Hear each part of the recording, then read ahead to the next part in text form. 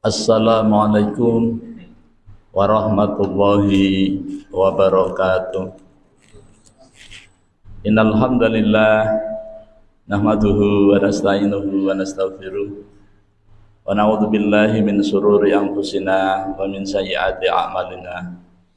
May yahdihillahu fala mudhillalah wa may yudlilhu fala hadiyalah. Asyhadu an la ilaha illallah wahdahu la syarikalah wa asyhadu anna Muhammadan abduhu wa rasuluh la nabiyya wa la rasula ba'dah. Allahumma shalli wa sallim wa barik ala hadzal nabiyil karim wa ala alihi wa sahbihi ajmain, amma ba'd. Qala Allah ta'ala fil Qur'anil Karim, a'udzu billahi minasyaitonir rajim. Ya ayyuhalladzina amanu taqullaha haqqa tuqatih wa la tamutunna illa wa antum muslimun. Fa inna asdaqal haditsi kitabullah wa khairal hadi hadi Muhammadin sallallahu alaihi wasallam wa syarrul umuri muhdatsatuha wa kullu muhdatsatin bid'ah wa kullu bid'atin dhalalah wa kullu dhalalatin finnar. Ma'asyiral muslimin, jamaah salat maghrib musalla Miftahul Jannah yang dirahmati Allah SWT, bapak-bapak, ibu-ibu, hadirin wal hadirat, adik-adik yang Allah muliakan. Mari kita kembali bersyukur kepada Allah SWT biqauli alhamdulillah wa syukurillah atas nikmat rahmat dan nikmatnya kepada kita, terutama nikmat hidayah berupa iman dan Islam yang merupakan nikmat terbesar, nikmat termahal, nikmat tertinggi yang Allah berikan kepada kita para hambanya. Kemudian Allah juga memberi kita nikmat kesehatan, nikmat panjang umur, nikmat waktu luang yang Allah berikan kepada kita, sehingga dengan nikmat itu kita dapat melaksanakan sebagian dari perintah Allah, yakni melaksanakan sholat fardhu maghrib secara berjamaah di tempat yang kita cintai ini. Salawat dan salam semoga senantiasa tercurah terlimpah pada junjungan kita Nabi besar Muhammad SAW, kepada keluarganya, para sahabatnya, para pengikutnya yang setia, baik yang dulu, sekarang maupun yang akan datang. Mudah-mudahan kita semua yang hadir di majelis yang mulia ini atau siapa saja yang menyaksikan tayangan ini dicatat oleh Allah SWT sebagai hamba-hamba Allah yang taat, yang takwa, calon-calon penerima syafaat yang agung dari baginda Nabi Sallallahu Alaihi Wasallam atas izin Allah Subhanahu Wa Taala kelak pada hari kiamat. Amin ya rabbal alamin. Bapak-bapak, ibu-ibu, hadirin wal hadirat yang dirahmati Allah Subhanahu Wa Taala, adik-adik yang Allah muliakan. Alhamdulillah kita kembali bertemu dalam suasana kebaikan, sehat badan, afiah batin. Ini merupakan nikmat Allah yang wajib kita syukuri agar Allah SWT senantiasa menambahkan nikmatnya kepada kita. Jangan sampai kita termasuk orang-orang yang kufur nikmat. Ketahuilah sesungguhnya azab Allah amat sangat pedih. Malam ini kita berada di tanggal 29 Zulhijjah, bulan yang ke-12 akhir tahun, ya. Insyaallah 1445 Hijriah bertepatan dengan tanggal 5 Juli 2024 Miladiyah. Kita akan melanjutkan kajian kita Ma'rifatul Quran fi Tarjamatul Quran, mengenal Al-Quran melalui terjemahnya dalam rangka untuk meningkatkan kualitas iman dan takwa kita kepada Allah SWT semata. Tema kita pada malam hari ini adalah mengenal keutamaan bulan Muharram. Mengenal keutamaan bulan Muharram. Sebenarnya sudah 1445 tahun yang lalu ini sudah diperkenalkan, baik melalui firman Allah maupun melalui hadis-hadis Rasulullah. Untuk itu tidak ada salahnya yang namanya belajar, kita selalu murojaah, ya, kita baca ulang, kita mutalaah kembali, kemudian kita kaji ulang diulang-ulang, insya Allah nanti lama-lama akan melekat ya. Gitu. Allah Subhanahu wa taala berfirman di dalam surah At-Taubah ayat 36, nanti Bapak Ibu adik-adik bisa dibuka. Di sana Allah Subhanahu wa taala menyatakan sesungguhnya kami telah menetapkan ya tahun atau bulan, di dalam satu tahun itu ada 12 bulan. Kapan itu ditetapkan oleh Allah SWT? Ketetapan Allah tentang 12 bulan dalam satu tahun itu bersamaan pada saat Allah SWT menciptakan langit dan bumi. Jadi pada saat Allah menciptakan langit dan bumi, Allah menetapkan 12 bulan di dalam satu tahun. Apa namanya? Nama bulannya itu apa? Bulan pertama Muharram, bulan kedua Safar, bulan ketiga Rabiul Awal, bulan yang keempat Rabiul Akhir, bulan yang kelima Jumadil Awal, bulan yang keenam Jumadil Akhir, bulan ketujuh Rajab, bulan kedelapan Sya'ban, bulan kesembilan apa ya? Ramadan, bulan yang ke-10 Syawal, bulan yang ke-11 Zulqa'dah, bulan yang ke-12 Zulhijjah. Jadi 12 bulan dalam satu tahun yang telah ditetapkan Allah itulah nama-namanya. Jadi tidak ada alasan umat Islam untuk tidak hafal bulan-bulan Hijriyah, karena sudah ditetapkan Allah, lawas benar sudah. Ya, sudah dipresentasikan oleh para nabi dan rasul, ya kan? Nabi Adam juga sudah mempresentasikan. Nabi-nabi setelah Nabi Adam, Nabi Nuh juga, sampai Nabi Muhammad SAW disempurnakan. Makanya kita umat Islam itu justru lebih utama, lebih wajib memeriahkan tahun baru Islam 1 Muharram. Kalau toh harus ada acara 1 Muharram itu utama, mengadakan kajian ya tentang refleksi kita ya, muhasabah barangkali itu tepat sekali. Daripada kita juga ikut-ikutan merayakan tahun baru Masehi gitu ya. Bukannya kita tidak boleh, tetapi yang utama justru peringatan daripada 1 Muharram. Maksudnya ini saya menggunakan bahasa mudahnya saja, peringatan, supaya kita ingat gitu ya. Sebenarnya kalau enggak kita peringati, kita enggak inget-inget ya. Coba Bapak Ibu ya, kalau kira-kira sholat ini ya tidak diingatkan terus gitu, tidak diperingati sehari 5 kali, mungkin lupa. Apalagi sholat itu, tidur gitu, kalau tidak diperingati setiap malam, setiap ngantuk tidur ya lupa ya. Makan juga begitu, kalau tidak diulang-ulang ya bisa lupa ya. Nah ini, oleh karena itu mengingat suatu peristiwa yang bermanfaat itu penting. Kemudian apa sih keutamaan daripada bulan Muharram ya? Nabi SAW menyatakan di hadis Bukhari ada, di hadis Muslim juga ada, di hadis-hadis yang lain juga ada. Hadis ini Rasulullah menjelaskan kepada sahabat tentang pernyataan Allah yang ada di dalam surat Taubah ayat 36 itu, tentang ketetapan Allah 12 bulan dalam satu tahun itu.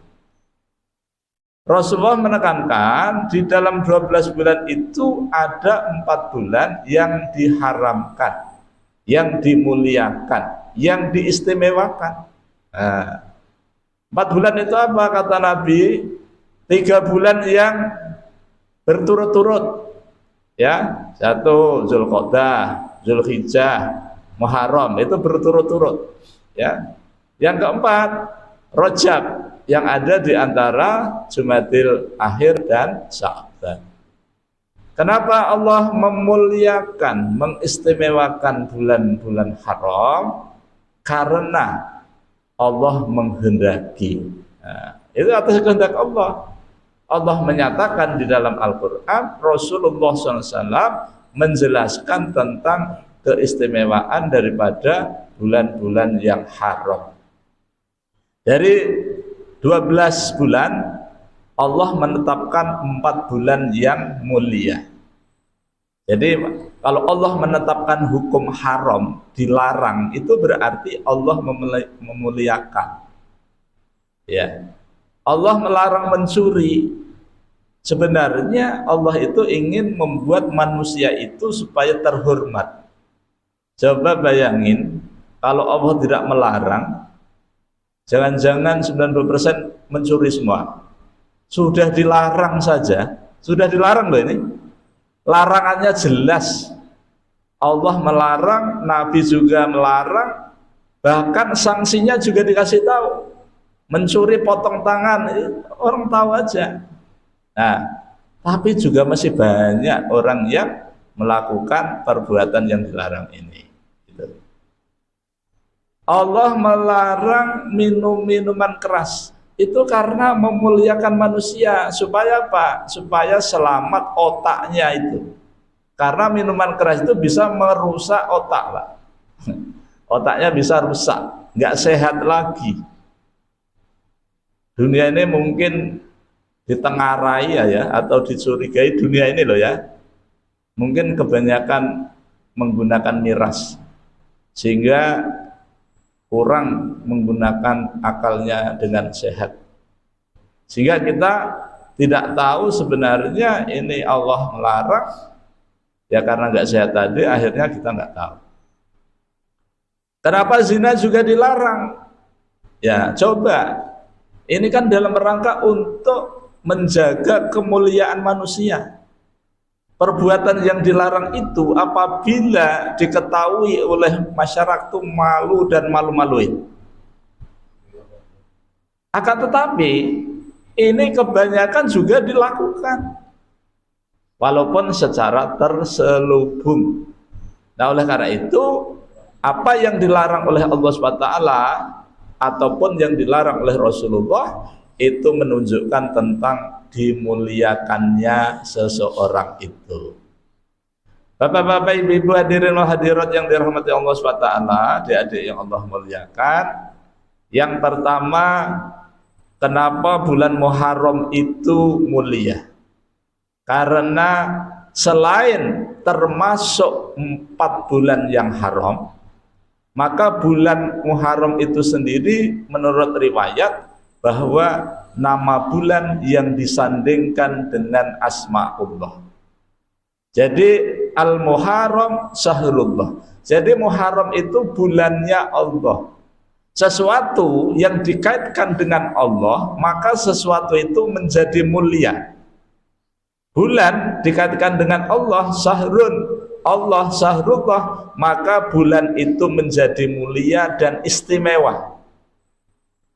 Nama kalau dikatakan dengan Allah Abdun, terus Allah Abdullah, maka nama itu menjadi bagus. Kenapa? Karena artinya hamba Allah, itu ya. Rumah kalau dikatakan dengan nama Allah juga menjadi mulia. Baitun, rumah, Allahu Allah, Baitullah, rumahnya Allah, ya, itu jadi mulia. Jadi segala sesuatu yang dikaitkan dengan Allah, maka sesuatu itu menjadi mulia. Kenapa Muharram itu istimewa?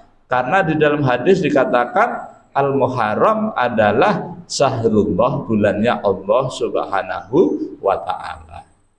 Karena istimewa, maka kita dianjurkan untuk melakukan amal soleh yang bisa meningkatkan kualitas iman dan takwa kita kepada Allah Subhanahu wa ta'ala. Apa saja yang bisa kita kerjakan? Di antaranya Rasulullah Shallallahu Alaihi Wasallam memperbanyak puasa di bulan Muharram. memperbanyak, Pak. Jadi banyak sekali, ya.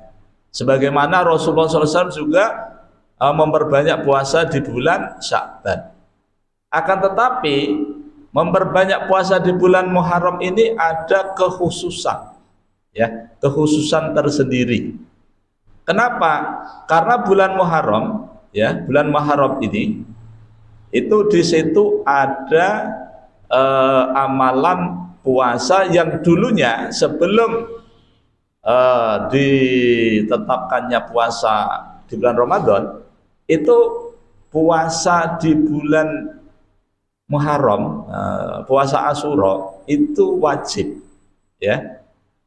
Ada seorang sahabat wanita menceritakan bahwa sebelum ditetapkannya Ramadan sebagai puasa fardu, maka bulan Muharram itu tepatnya pada tanggal 10 itu adalah wajib berpuasa.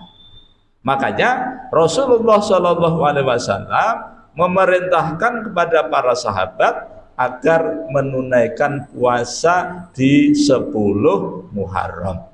Wabil khusus, ya. Nah, kenapa?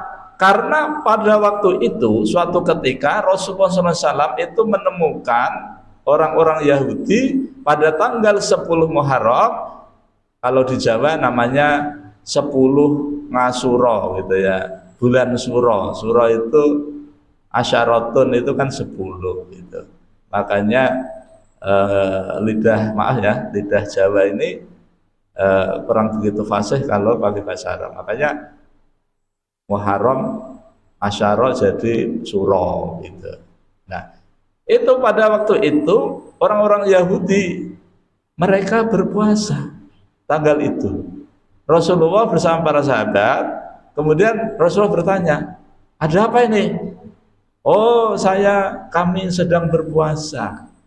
Kenapa kok puasa?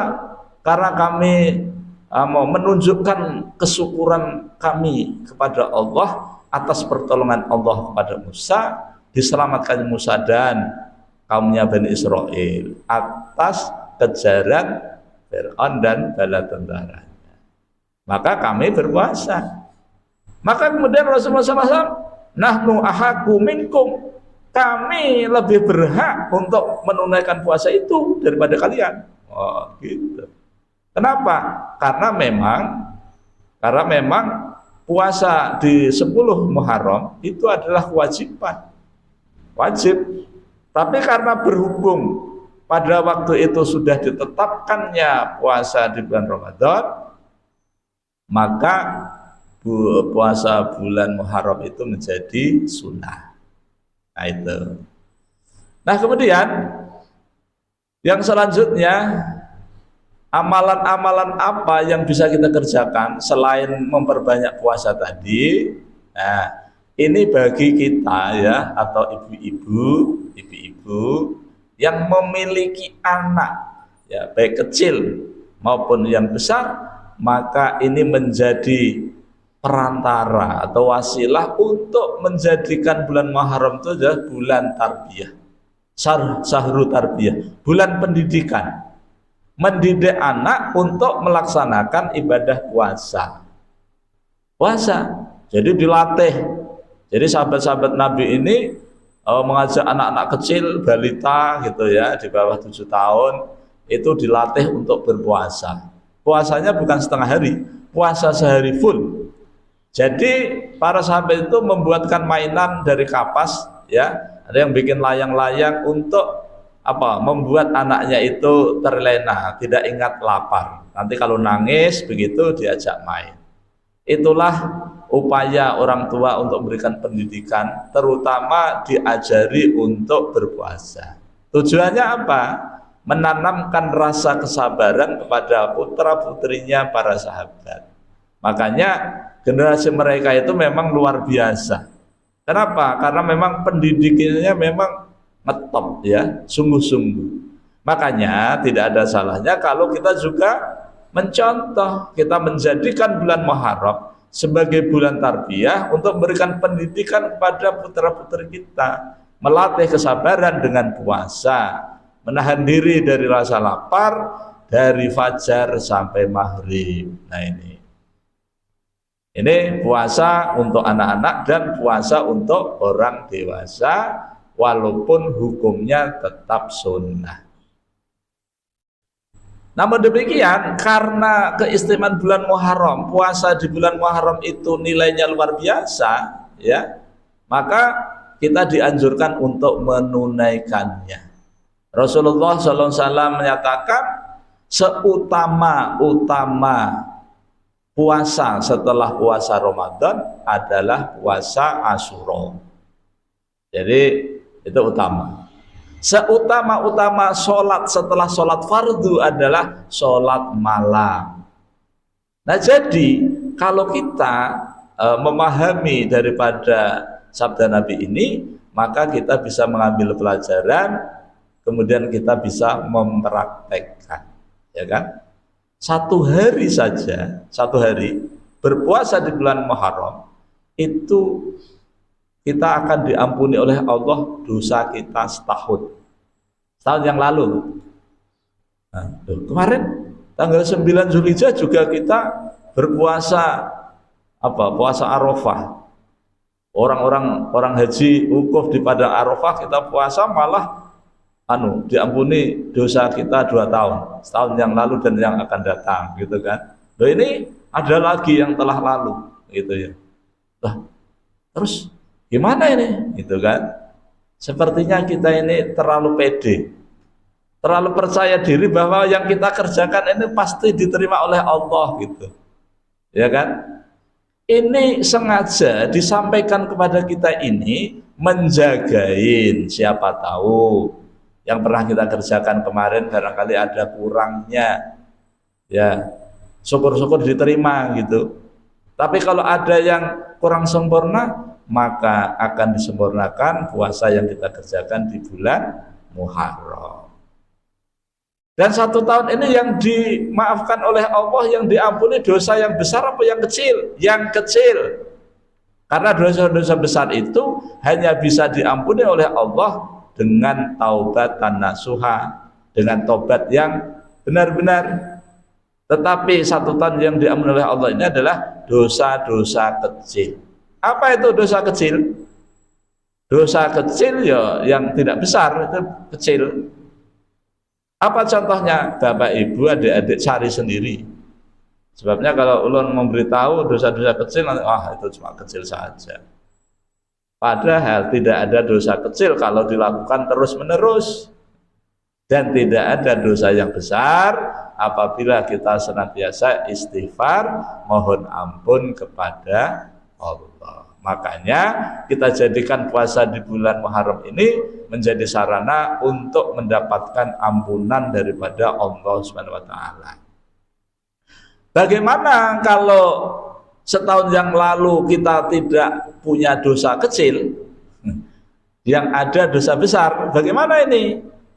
Kata Imam Nawawi, ya, di dalam syarah Muslimnya beliau menjelaskan, ya, Ibnu Husaymin juga menjelaskan bahwa misalnya kita ini tidak punya dosa kecil tapi melakukan dosa besar, maka puasa di 10 Muharram ini bisa meringankan dosa besar tadi.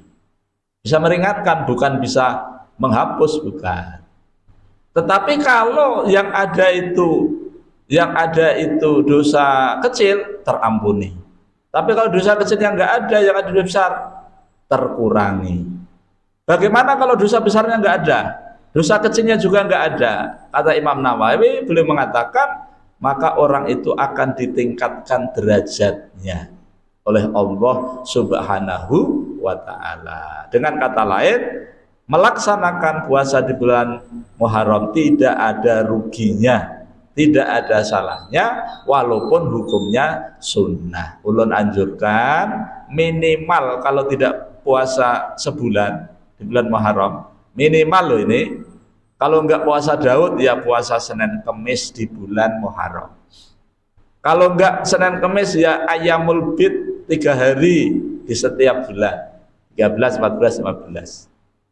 Khusus di bulan Muharram itu diusahakan minimalnya itu ya 9, 10, ya, Tasu'a dan Asyura.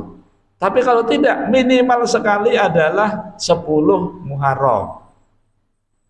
Kenapa kok ada tasu'annya? Karena di dalam riwayat itu Nabi ingin menyelisihi, ingin beda amalan-amalan kita ini dengan orang Yahudi. Orang Yahudi bulan Muharram tanggal 10 Asyura juga puasa, kita juga puasa, gitu ya. Maka kita selisihi, ya kita kerjakan di bulan di tanggal 9 disebut dengan Tasu'ah. Karena Nabi mengatakan dengan para sahabat, insya Allah tahun depan kita puasa di tanggal 9 dan 10 untuk menyelisihi orang-orang Yahudi, gitu kan. Tapi alhasil Rasulullah tahun depan sudah wafat, maka tidak sempat terlaksana sunnah tadi. Nah, sunnah yang direncanakan, sunnah yang dicita-citakan oleh Nabi belum sempat terlaksana, maka disebut dengan sunnah hamiyah. Nah, sunnah hamiyah ini termasuk juga berhak untuk kita laksanakan. Makanya walaupun Rasulullah SAW belum pernah juga melakukan puasa Tasu'ah di bulan Muharram, maka kita sebagai umatnya melaksanakan, karena untuk menyelisihi orang-orang Yahudi dalam beramal.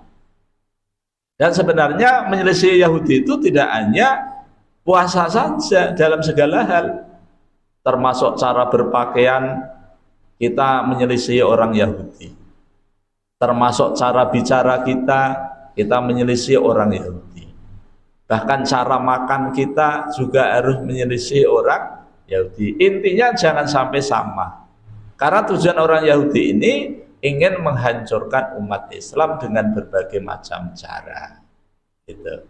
Bapak-bapak, ibu-ibu, hadirin hadirat yang dirahmati Allah SWT, adik-adik yang Allah muliakan, selanjutnya apalagi yang bisa kita lakukan?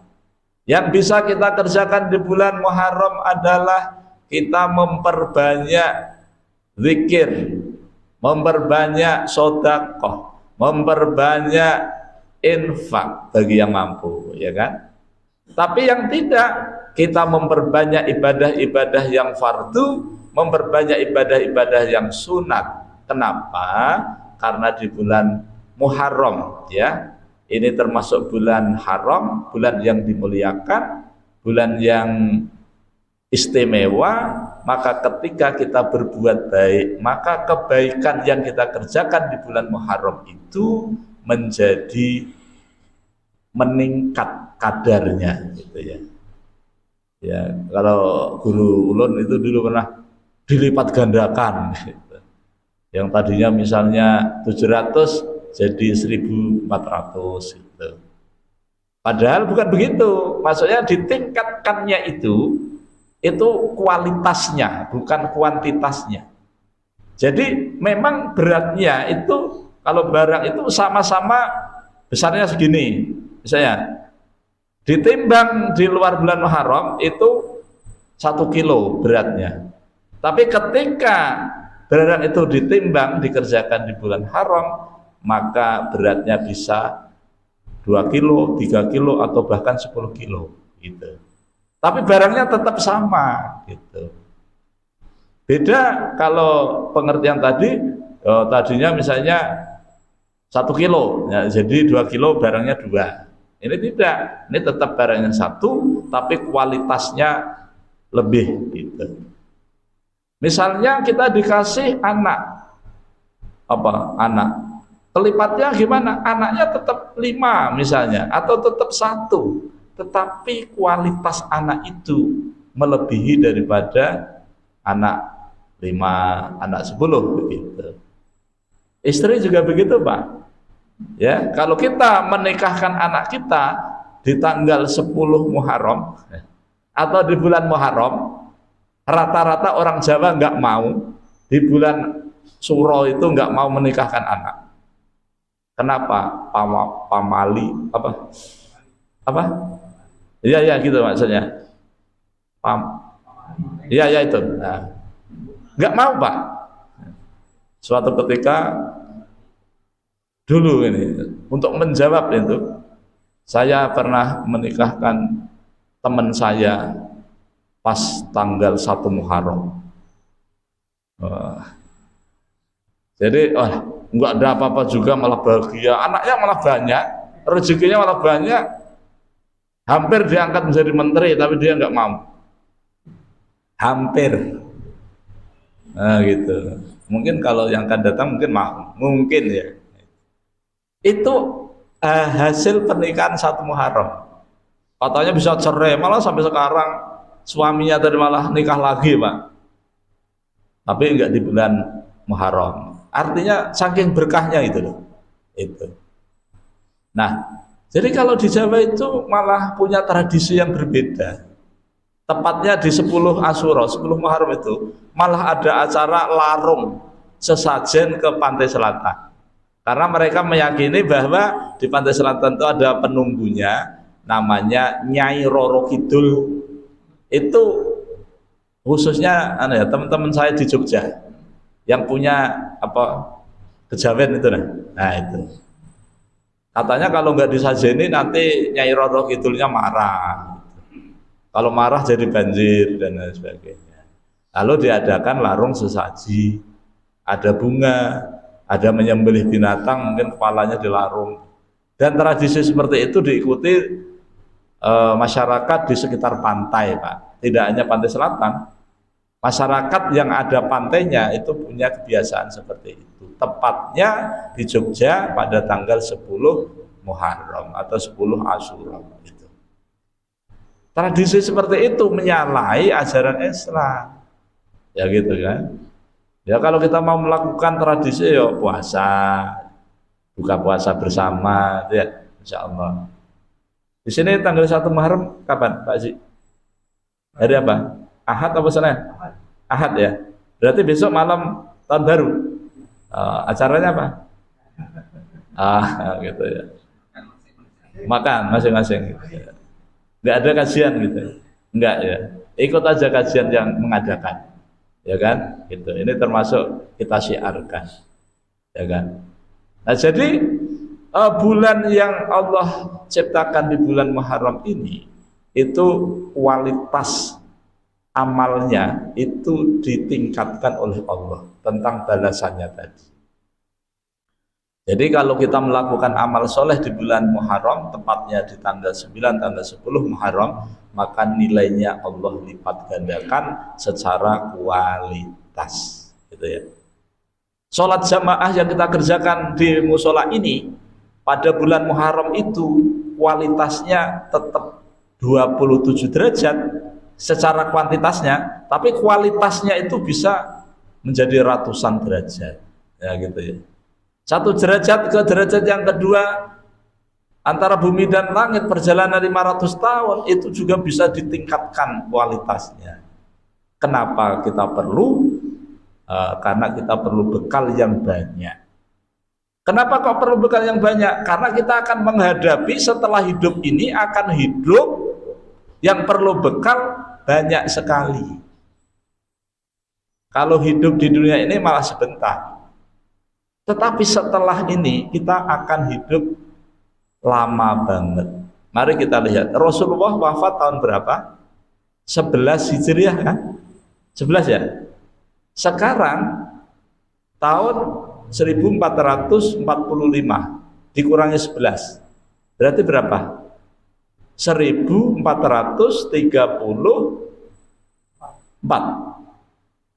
ya. Nah 1434 tahun yang lalu Rasulullah wafat. Sudah segitu banyak, padahal umurnya Rasulullah cuma 63 tahun ya. Ini kalau kita nggak punya bekal banyak, apa nggak macet di jalan. Makanya perlu bekal banyak. Tapi alhamdulillah kita umatnya Rasulullah itu amalnya dikit, tapi balasannya banyak, ya kan? Yang penting ikhlas, gitu. Sahabat Rasulullah, misalnya Utsman ya, Utsman wafat pada tahun 35 Hijriah. Beliau dikurangi usianya ya. Jadi kalau 35 berarti kan 80-an, 82 tahun, ya kan? 82 kalau dipotong sebelum masuk Islam Ya kan? Karena beliau ini kan maksudnya sudah di atas 30 tahun. Ya gitu, ketemu Nabi itu. Nah, oke lah, anggaplah 82 tahun juga sejak lahir sampai meninggal itu. Ya kan? Amalnya beliau ini kalau di anu apa? Umurnya 82 tahun. Setelah meninggal dunia, beliau hidup di alam barzah 1400 berapa itu? 45 ya. 45 dikurangi 35 sama dengan 1400. Nah, sudah ribuan tahun. Tapi kan sahabat Nabi itu amalnya banyak, asetnya aja sampai sekarang masih ada kan. Ya kita ini kan juga akan mengalami hal yang sama. Dan kita tidak akan tahu di alam barzah ini nanti berapa lama. Setelah alam barzah ini nanti hari kiamat ada padang mahsyar berapa lama. Makanya kita perlu persiapan bekal. Fatazawwadu fa inna khairaz zadi at-taqwa. Berbekallah kalian, sebaik-baik bekal adalah takwa. Makanya pesan takwa ini selalu dikumandangkan oleh khotib kita. Tadi di sini ada yang khotbah di sini. Oh enggak ada ya ini. Oh enggak dipakai Jumatan ini. Oh enggak pakai. Ya udah. Sekarang aja mari kita bertakwa kepada Allah gitu ya. Nah, kita tingkatkan. Kenapa? Karena kita itu punya keperluan untuk memenuhi kebutuhan kita menghadap Allah Subhanahu wa taala. Ulun itu membayangkannya, kalau sekiranya ribuan tahun kita nggak tahu nanti kiamatnya kapan, ya kan?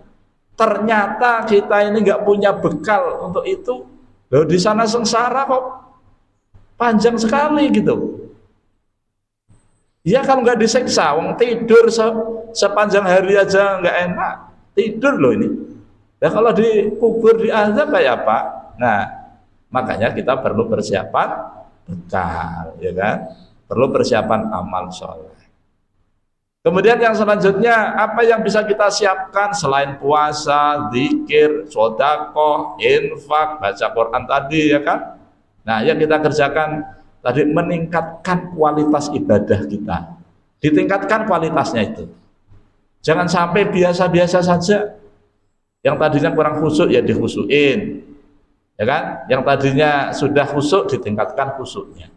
Yang tadinya kurang ikhlas ditingkatkan keikhlasannya. Yang tadinya masih riya dihilangkan riyanya.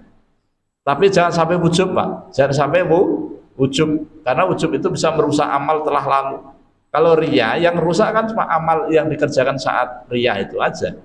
Tapi kalau ujub, ya ibadah haji yang kita kerjakan 10 tahun yang lalu kemudian kita ungkit-ungkit kemudian menimbulkan rasa bangga, maka rusaklah nilai itu. Maka hati-hati betul. Memang diobral pahala, tapi juga ada penyakit yang bisa menggerogoti nilai pahala itu, yaitu ujub. Nah, oleh karena itu kita belajar terus supaya kita sampai pada tingkat ikhlas yang tidak pernah rusak. Kemudian di bulan Muharram ini juga ada keistimewaan lain. Keistimewaannya selain yang disebutkan di depan tadi ya. Maka di bulan Muharram itu ada peristiwa-peristiwa yang dialami pada bulan Muharram. Tepatnya di 10 Muharram, 10 Asyura. Apa itu? Peristiwa yang terjadi pada zaman Musa diselamatkan oleh Allah dari kejaran Fir'aun itu terjadi pada 10 Muharram. 10 Muharram itu ya. Kemudian Nabi Yunus itu diselamatkan oleh Allah dari perut ikan, dimuntahkan itu ya, diselamatkan itu 10 Muharram. Nabi Nuh itu diselamatkan oleh Allah dari bandang banjir itu juga tanggal 10 Muharram. Karena memang Muharram itu sudah ada sejak zaman dulu. Nah, kemudian Nabi Adam diciptakan juga pada bulan itu. Nabi Adam kan dulu di sana. Emangnya Nabi Adam dengan langit duluan mana? Nabi Adam dengan langit dan bumi duluan mana, Pak? Duluan langit dan bumi kan? Wong sebelum Nabi Adam sudah ada makhluk jin kok. Dunia sudah ada. Berarti bulan Muharram itu sudah ada. Hari Jumatnya ada, sudah ada kan, hari Jumat bulan Muharram. Diturunkannya juga begitu, ditemukannya juga begitu. Nah gitu ya. Jadi banyak peristiwa-peristiwa. Kenapa ini? Supaya kita bisa mengambil pelajaran gitu ya. Apakah kita mau membuat acara di 10 Muharram? Ya bikin aja acara apa gitu, kajian apa gitu. Apa enggak bid'ah? Enggak lah gitu ya. Untuk apa? Untuk mengenang gitu, untuk mengenang. Ya. Tetapi kita perlu ketahui bahwa ini sengaja disampaikan oleh Allah dan Rasulullah itu supaya kita itu mendapatkan nilai dari Allah Subhanahu wa ta'ala. Nah, kemudian di bulan Muharram itu juga ditetapkan sebagai bulan atau tahun Hijriah.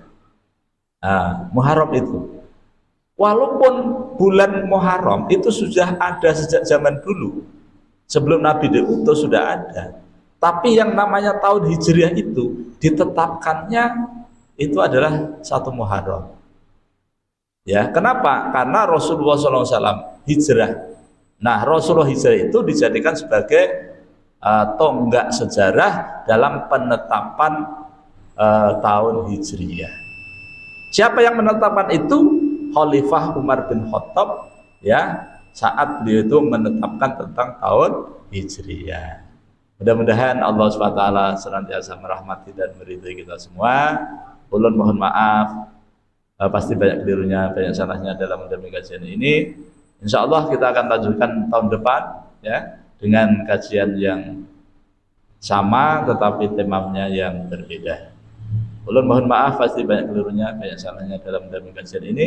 Mari kita tutup dengan baca hamdalah dan doa kafaratul majlis. Alhamdulillahirabbil alamin. Subhanakallahumma wa bihamdika asyhadu an la ilaha illa anta astaghfiruka wa atubu ilaik wa a'udzu minkum. Wassalamualaikum warahmatullahi wabarakatuh.